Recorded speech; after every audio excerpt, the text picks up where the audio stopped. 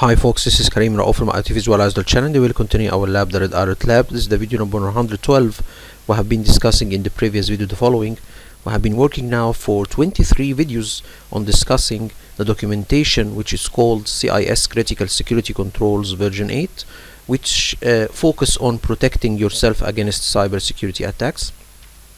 This is provided by an organization called Center for Internet Security, which issues recommendations and documentations concerning securing different operating systems and different applications and networks in general. So this documentation have 18 points how you can protect yourself against cybersecurity attacks. We have reached point number 14 the previous video. Today we will discuss point number 15. As a quick recap about the previous 14 points, we will discuss them in brief, so we don't need to just a moment.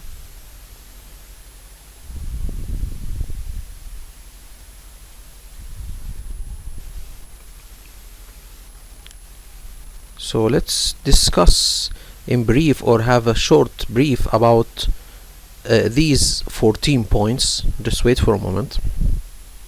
So we will just we will tell a little bit of a brief about the 14 points. The first point is to have an inventory of your enterprise assets hardware, to have an inventory and to control, to edit, add or remove enterprise assets hardware, old assets, add new assets, remove old assets. So this is what we mean by inventory, issuing or establishing inventory, and control. Control here means editing and updating your inventory of your enterprise assets hardware.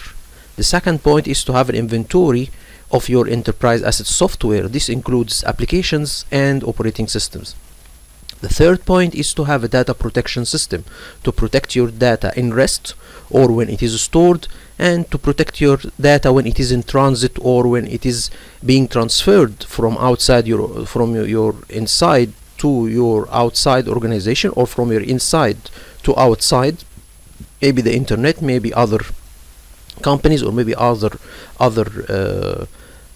organizations. Okay, so point number 4 is to secure your enterprise assets hardware and software configuration, to maintain a database to contain all of your enterprise assets hardware and software configuration, and to secure these configurations by secure them by maintaining and saving them to a database, and secure this database, and to secure the configuration of the devices and softwares in general. If there is weak configurations, you need to secure it by disabling this configuration or to harden this configuration. Okay, this is point number 4. Point number 5 is to have an account management system. You need to have a system to control of all of your accounts within your different operating systems and different applications.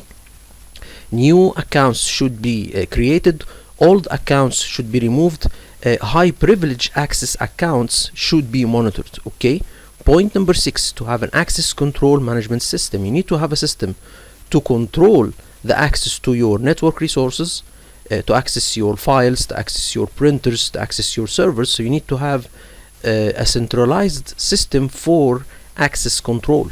Okay, and you need to have a way to secure the access to these resources or to your network resources, for example by using multi-factor authentication. So you need to have a system centrally, or to manage your to manage the access to your different network resources. Okay, so this is point number 6.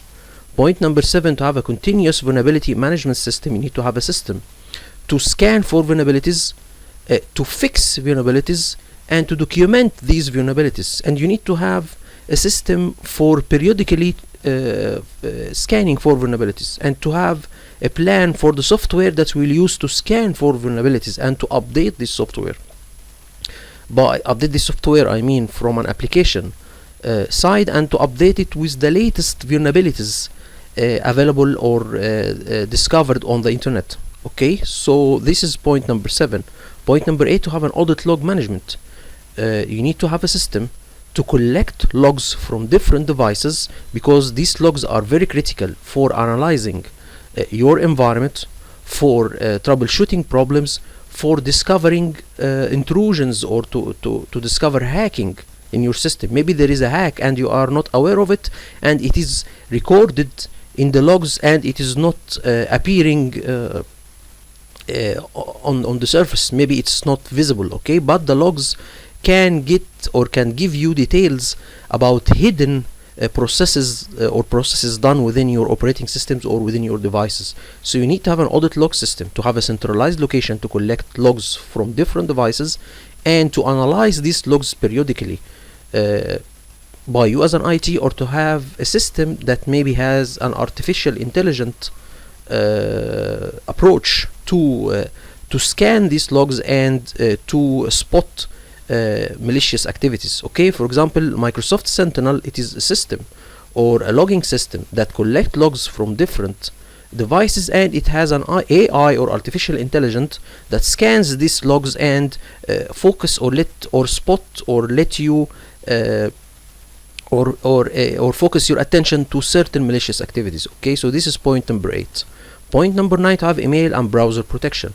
The weakest applications in your environment are the applications facing the internet, because they have a great probability that they can be hacked. Okay, so you need to secure them in a good way, because there is because they are probably, or they have a high probability of being hacked. Okay, so you need to protect your email server, to protect your email. If you are working with an email service provider, you need to make sure that the service provider providing you the service of email should secure his service or secure his email server. You need to contact the service provider and discuss with him the security measures he is taking to protect his email server. Okay, web browsers, you should protect your web browsers by applying different security recommendations by famous organizations like the Department of Defense of the United States or Center for Internet Security Organization. There's a lot of documentations how to secure different browsers. Okay, so this is point number 9.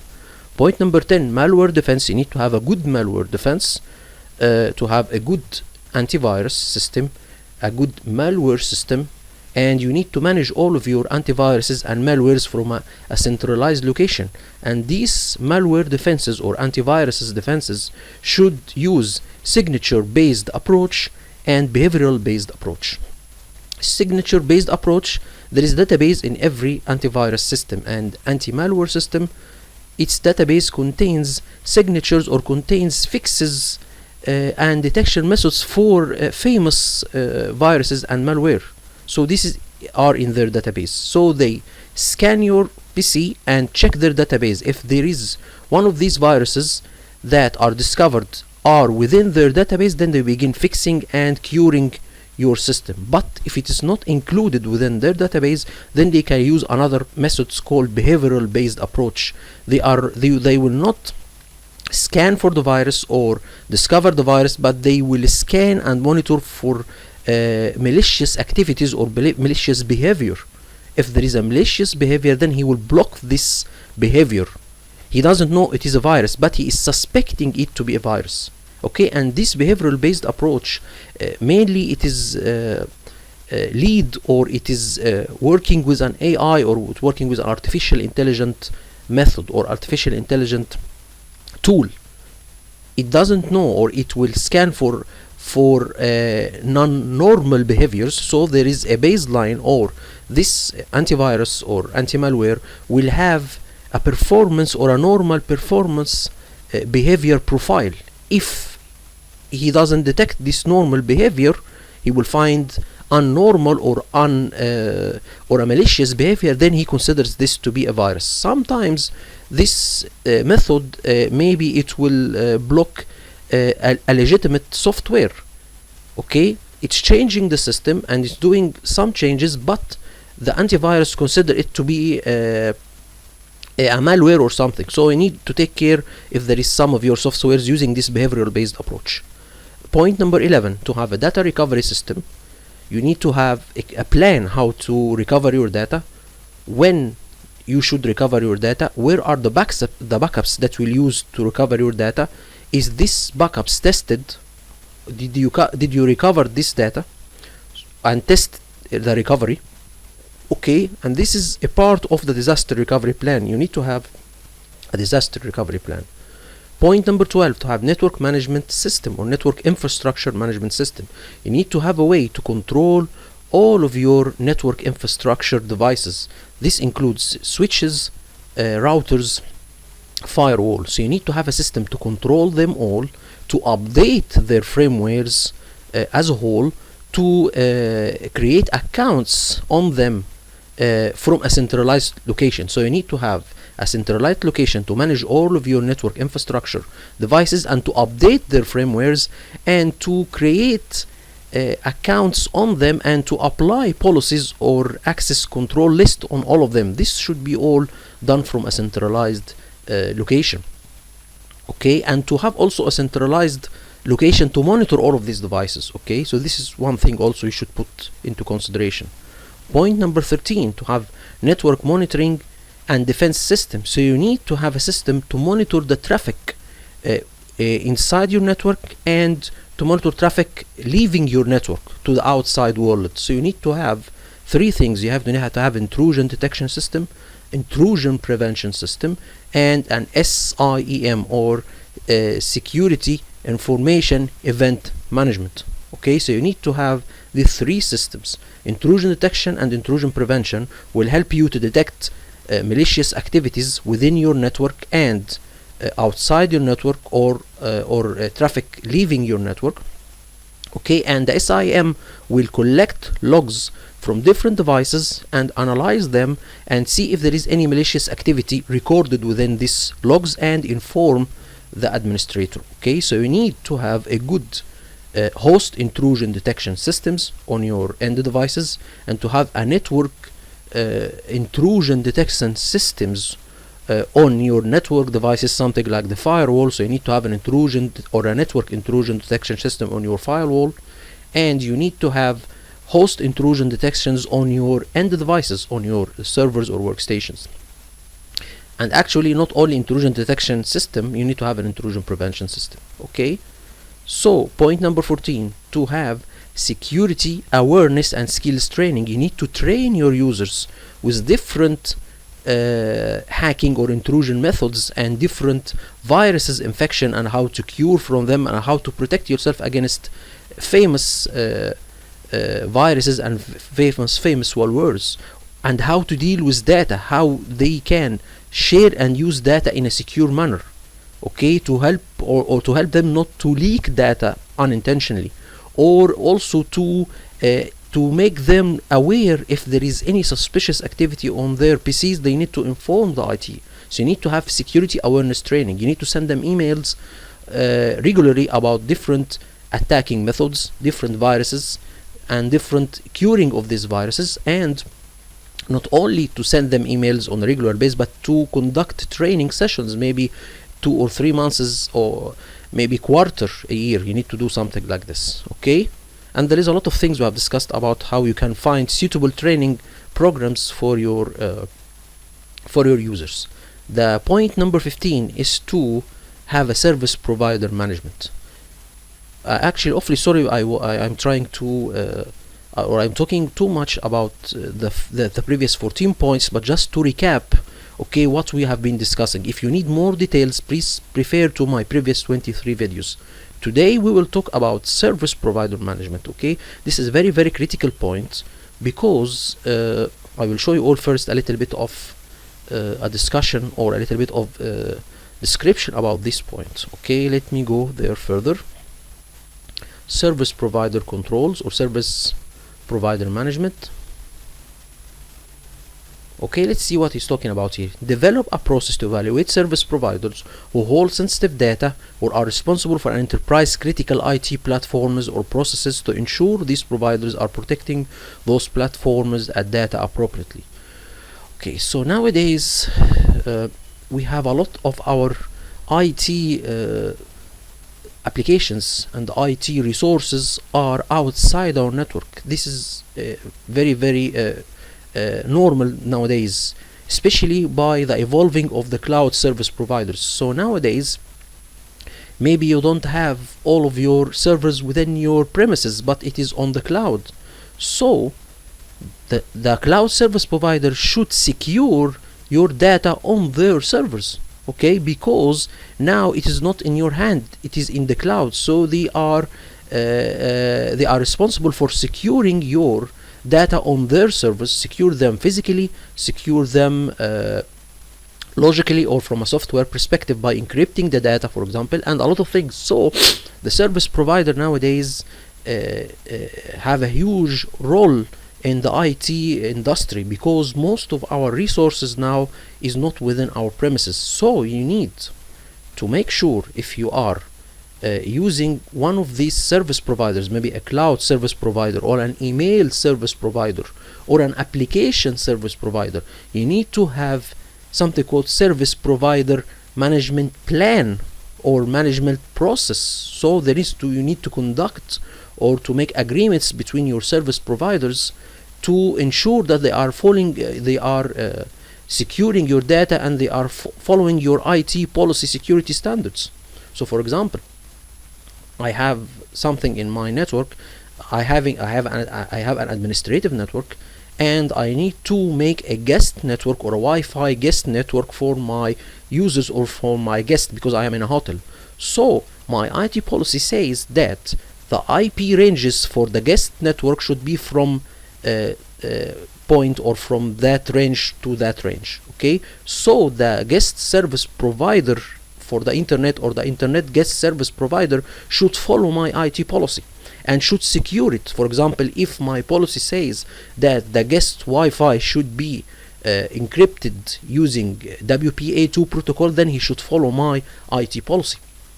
And I need to conduct regular audit or IT audit on my service providers, okay? Maybe he is now following my IT policy, and after that he will not follow them, or he will be careless for following my rules. So I need to audit my service providers, okay, in a regular way. So today service providers, as I said before, have a great role in the IT industry.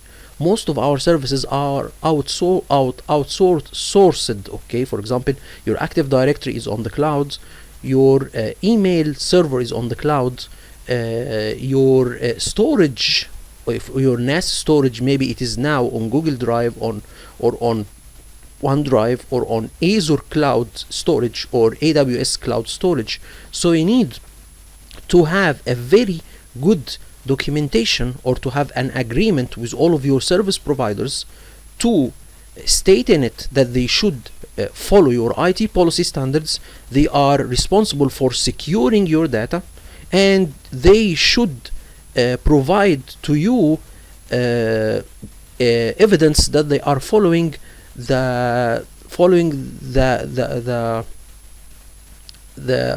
following security recommendations for famous organizations like the CIS or the Department of Defense. So they need to prove to you that they are following security standards when they are providing their services, okay? So this should be done, and you should make audit on your service providers.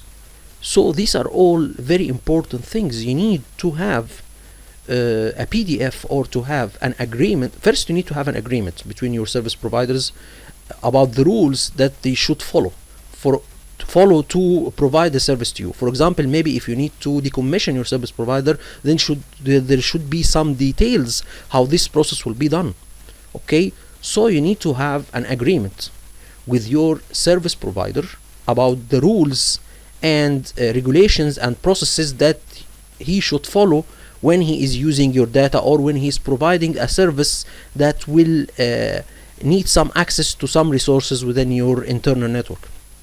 This is first thing, service agreement. And to have a service provider management process, okay? In it will include what IT policies should he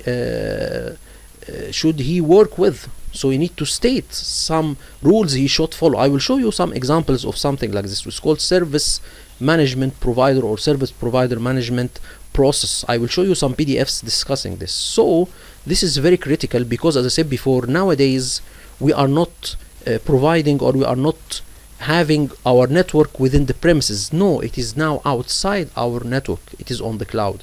And this is a PDF how you can make some media sensation, or how you can get rid of your data. Okay, I think this is something also related to the service provider. So he's saying here that there is some rules, okay, you should follow when you are destroying data. Okay, so he's saying it is important to securely decommission service providers when contracts are completed or terminated. Decommission activities may include user and service account deactivation, termination of data flows, and secure disposal of enterprise data within service provider system. And this is a PDF how they can get or secure disposal of enterprise data with a service provider system. This is a PDF that contains some steps how to do this. Okay, so let's see what are the sub points, or what we should do when we are providing, or when you are working with an external service provider. There are about how much point talking here? We have about 7 points. Okay, the first point here is to have establish and maintain an inventory of your service providers. Establish and maintain an inventory of service providers. The inventory is to list all known service providers, includes classifications, and designate an enterprise contact for each service provider. Review and update the inventory annually, or when significantly enterprise changes occur that could impact this safeguard. So you need to have an inventory or a list of your service providers. You have, for example, email service provider, you should list them. You have cloud service provider, you should list them, and you should assign a contact. Who should you contact when there is a problem with the service? Who you should contact when there is some security concern you need to discuss with the service provider. This is some contact persons. So you see, you had a list of your service providers and the contact persons. This maybe should be your account manager, or maybe the CEO or something.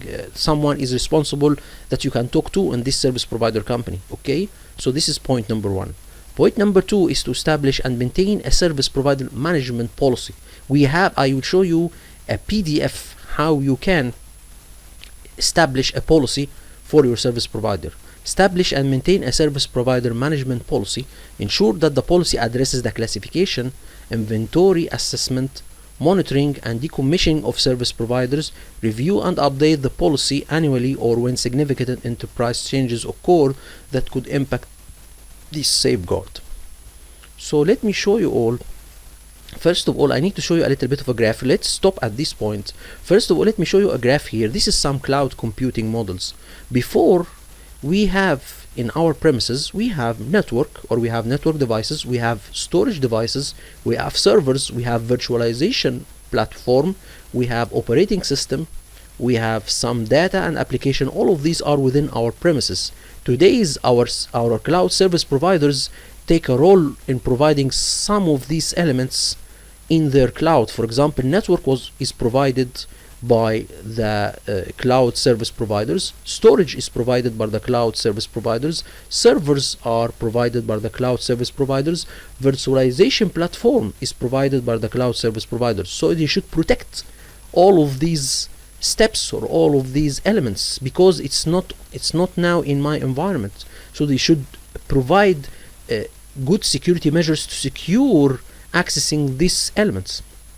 Okay, this is on premises, and this is something called infrastructure as a service. So the cloud service provider provide the infrastructure or the network infrastructure, and I as an owner, or as the contractor, or as the one making a contract with the cloud service provider, I take control of my application, my data, my operating system. So I'm responsible for securing these 4 or 5 elements, and the cloud service provider should secure the rest. Okay, this is so-called infrastructure as a service. So he is providing me with the network infrastructure.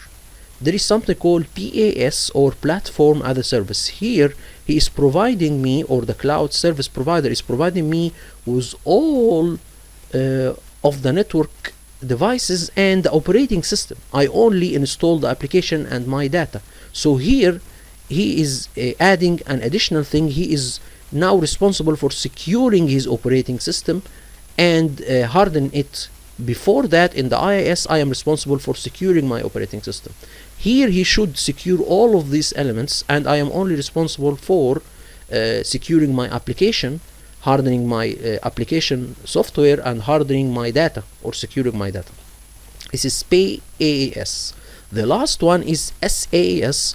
He is responsible for everything, and this a good example of it is the Microsoft Office 365 email exchange or exchange online server. He provides all of this. He provides the server, provide the operating system, provide the application and data. So he's responsible for securing all of them.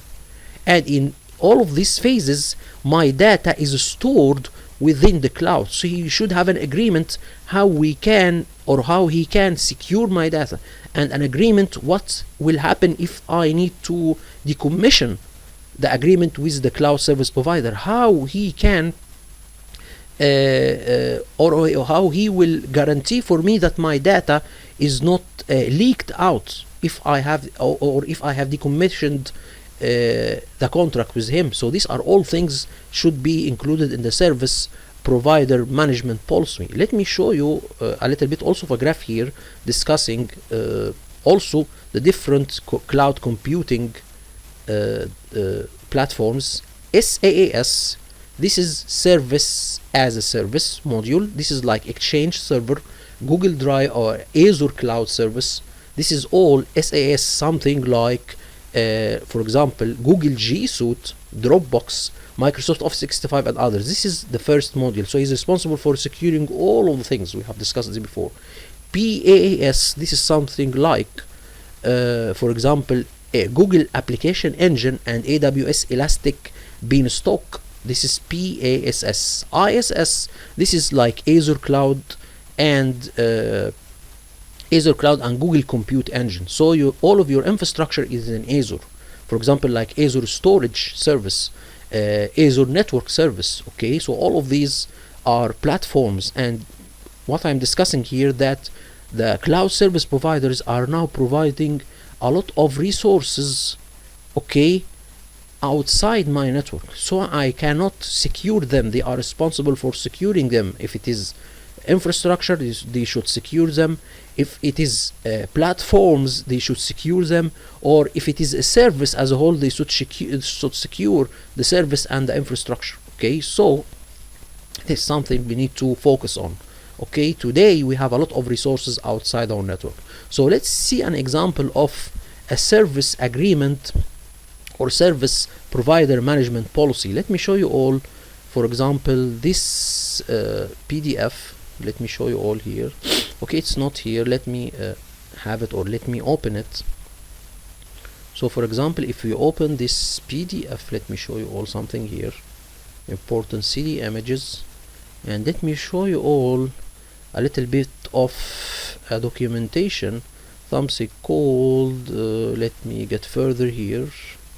It is called Service Provider Information Security Controls. Okay, so let me show you all here. See, for example, here he's talking about management direction from information security. So this is something provided by the IT manager to the service provider. Service provider shall push and implement a management approved and comprehensive written information security policy that addresses the information security risks and controls identified through risk assessment for each area of the information security. So he's saying that he should follow his IT policy. Let me see, this documentation is provided by whom?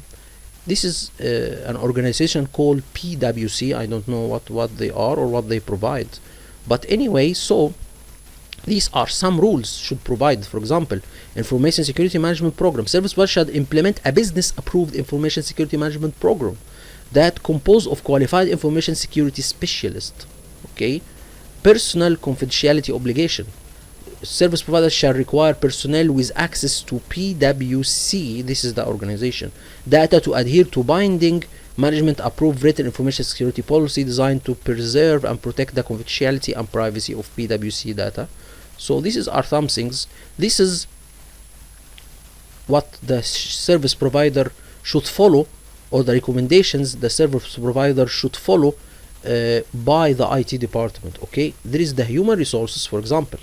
unless prohibited by applicable law, service providers shall perform background verification checks on personnel that have access to PwC data upon hire or initiation of engagement. So the service provider employees should their HR should investigate about the personnel that are hired within their organization, and these personnel will access our organization data. So for example, maybe you are company A and your service provider is company B, so company B should investigate the personnel hired within their organization that have access to our organization data, or a data company. Okay, so this is something here we can see that these are all some recommendations or some policy or service provider information security controls the service provider should follow. User access management. Service providers shall push and document access control policies to support the creation, amendation, and deletion of user accounts for systems or applications processing PwC data. So these are all things, okay, the service provider should follow. This is one of the documentations, and let me show you also another PDF talking about this issue, something called vendor management policy. Again, let's see here what he's saying about vendor management policy. The purpose of this policy is to establish requirements for ensuring third-party service providers, vendors meet user flow, this is the company requirements for preserving and protecting user flow information. Okay, so he's saying here that, for example, what he should follow. Let me go further here.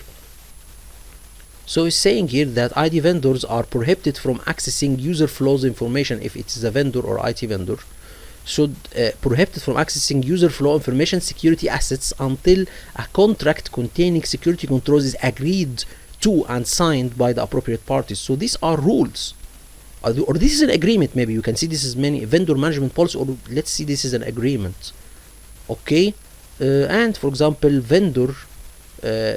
He's saying here another thing, vendor inventory. Okay, an inventory of third-party service providers shall be maintained, and the inventory will include vendor risk level, types of data shared with the third party, a brief description of services, main point of contact at the third party, the contact person in the service provider company, how access is granted to third-party vendor. Okay, significant controls in place, security policy, reports, and questionnaire. So these are very detailed policy that the service provider should follow. These are some examples, and I will leave them in a Google Drive link in the description of the video. So these are some things I need to discuss with before going further. Okay, the third point is classify service providers. Classify service provider. Classification consideration may include one or more characteristics such as sensitive data or data sensitivity, data volume, availability requirements, applicable regulations, inherent risk, and mitigated risk. Update and review classification annually when significant enterprise changes occur and could impact the safeguards. So you need to classify your service providers. Maybe there is some degree, maybe for example, service provider is accessing sensitive data, so this is we should focus on more. Another service provider is accessing your email, so this is a little bit less in dangerous or insensitivity. You need to classify your service providers. Maybe for example, based upon the service they are providing, there is email service providers, there are cloud service providers. This is based on the service. Maybe based on sensitivity, maybe cloud, other things. So you need to classify them. So you not only have an inventory to classify the service providers based on sensitivity of data or data volume or availability requirements. So you need to do this. Okay, I think maybe let me see some of these, maybe how they are classified. Let me show you all, for example, this PDF. I think here is classifying vendors according to certain criteria. So let's see here. No, that doesn't contain vendors recommendations, or vendors classification. Let me see here if we can see some classification of the vendors. Let me see here if we can have something like this. I think no, we don't have here. I have another or a third PDF that talks about service providers classification. Let me go further and see another PDF also I have downloaded. Let me see here. It is something called okay, sign out configuration. I think yes, the first one. Let's see this one. So we can see this is also vendor management policy. So this could be called service provider management policy or vendor management policy. So here we can see vendor risking rates. Okay, I think here vendor, a company that provides a product and performs a service for ATG and meets any of the following criteria: performs services at ATG facility, safety, insurance, or data risk. So he's here classifying vendors according to services: perform services, safety, insurance, or data risk or financial and member service desk. So he is classifying them according to the service that they are providing, okay, or according to the data, okay, they are accessing. For example, vendors accessing safety, insurance, or data risk or data security risk data. Example, consultants who perform work on site, auditors, equipment repair companies, gardeners, and deliveries past the reception. So this is classifying vendors according to accessing the data or the sensitivity of the data. So here he is accessing safety data, insurance data, data security risk data. Okay, this is one thing. Another thing, some vendors accessing data security data only. Okay, something like software maintenance vendors, auditors, scanning and shredding companies. So this is also the companies providing shredding hardware. So this is also accessing data or sensitive data. The third one is financial or member service. So maybe this is accessing financial data, something like major vendors, software vendors, or financial software vendors, contracted supplied companies. Anyway, so this is a way to classify the vendors. So you need to have an inventory of the vendors and classify them according maybe to accessing sensitive data. So this is one thing. Okay, let me continue further, or continue with working with the other points. Okay, the fourth point, to ensure service provider contracts include security requirements. We have seen this in a PDF. Ensure service provider contracts include security requirements. Example, requirements may include minimum security program requirements. We have seen this in a PDF. Security incident and data breach notification and response. So there is in the contract what will happen if there is a security breach within the service provider servers or environment. He is responsible for protecting the data. Okay, data encryption requirement, he should encrypt data on his servers. Okay, and data disposal committees, if I am cutting or decommissioning the agreement with the service provider, how he can dispose of my data from his, or remove my data from his servers. Okay, the security requirements must be consistent with the enterprise service provider management policy, the one that we have said before, or with the IT policy of my organization. So the service provider company should follow my IT policy standards, or in line with my IT policy standards. This is point number 4. Okay, the security must be consistent with enterprise provider management policy review. Okay, whatsoever. Point number 5, assess service providers. We should audit the service providers' services from a security perspective. Assess service providers consistent with enterprise service provider management policy. So I should revise the service provider's environment according to my IT policy standards or IT security policy standards. Assess scope may vary based on classifications and may include review of standardized assessment reports such as service organization control or payment card industry. So for example, there is a very famous standards called payment card industry. So this is some regulations that all should follow to secure the payment process within devices working in this field. So for example, maybe you have a Visa, or for example we are having a device that you pay through it by the Visa card. So there is some rules and standards to secure this device that you are inserting your card in. Okay, so this is called PCI, or payment card industry. So if your service provider is following the payment card industry standards, then you don't have any problem with him, because these are famous regulations that are issued by famous companies to secure the payment method. Okay, so you should revise, okay, or you should see if he is following your IT standards or not. Audit his IT infrastructure or IT environment. Okay, so this is assess service providers. Okay, maybe you have an internal auditor or IT auditor that will visit the service provider company to assess their security standards or security measures.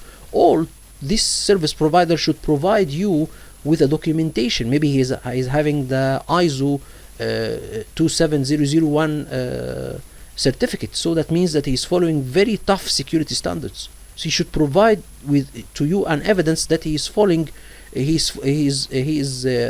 following famous security standards, or he is following your IT security standards. Okay, this is point number 5. Point number 6, monitor service providers. Monitor service provider consists with enterprise service provider management policy. Monitoring may include periodic reassessment of service provider compliance, monitoring service provider release notes, and dark web monitoring. Anyway, so here is assess and monitor. So you should regularly assess the service provider services and monitor them. Okay, so this is controlling your service provider services. Okay, assess them by issuing regular audits, okay, or IT audits or IT audit reports. Monitor them to make sure that they are following your IT standards. Monitor them, okay, not assessing them. Okay, point number 7 and the last one, secure decommissioned service providers. Secure decommissioned service providers. Example consideration include user and service account deactivation, termination of data flows, and secure disposal of enterprise data within service provider system. So if you decommission with a server or decommission with a service provider, he should guarantee you that he will remove all of your data from his environment, and he should give you an evidence of doing this. Okay, so this is the last point, and this is a very, very critical point, service provider management, because today we are going all to the cloud service providers or to outsourcing our environment in the cloud. So that means that all of our infrastructure, all of our data, all of our resources are within the cloud, and the cloud service providers are responsible for securing our infrastructure and securing our data, and responsible to protect our data. So this is very, very critical point. If you are working with cloud service providers, then you should put into consideration to have a good agreement, and in this agreement they should follow your IT policy standards. Okay, so this is point number 15. We will discuss in the upcoming video with God will point 16. Hope this video was informative for you all, and thank you all for viewing. Thank you so much.